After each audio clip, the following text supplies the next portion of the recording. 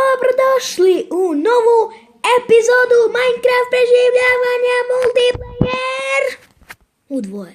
A šta mislite ko je sa mnom? Tada! Ba! To je Marin, ona preživljavanje neko obreso. Gdje si? Tako da ja ne znam šta se deša. Idemo se ukopati u planinu. Sad je noć, Ali sam ja... ne znam zašto smo tako krenuli. Ja sam već napravio nam kuću.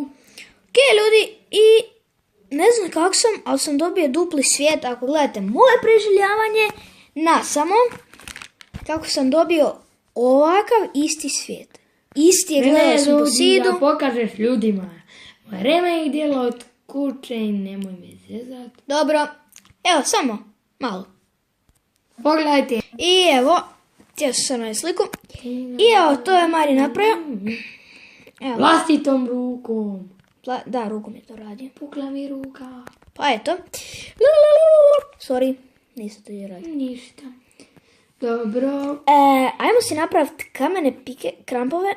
Sorry. Ti kuži da nam treba drevo. Ja ne mogu vjerovati, fali mi jedan cobblestone. A je drveta imam ko priča. Ja ne mogu vjerovat da sam ja. Imam krava, ovca. Kakva li to čast, možda bude i kreveta. Okej. Jo sam si napravio i ja idem kopati. Krene u pomoć. Ne bih htio pa ni čariti. Ali mislim da me moj tip vodi nekamo. Daleko. Ispričavam se, nekad mobitel znaš štekat. To voda. Upao sam u pećinu. Yes. Kad sam već tu tako da, tamo, daleko. Okej. Sad ga ide. Ja ću vam malo kopat. Pa se vidimo dok ja sve ovo većinu zapravo iskopam. Vidimo se. Evo nas natrag. I vidite tu mene. Ne vidite, ali dobro. Hvala mu. I bolje, mobitel mu toliko šteka. Yes, više ne. Evo više mu ne šteka. Ali opet šteka jač. Dobro je.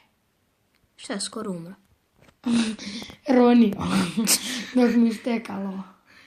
Ok, to nije ništa. Idemo to snimiti. Samo ovo prosto, ne znaš priča. Ajde ti dođi malo mi pomogni. Lubio sam svi ovu kokošku i nije mi se istrošio kram. Ovaj mati. Tra-la-la-la-la-la. Joj, sam se nadam da će danas se Moram uskoro ja ići. Moram se ja spreti.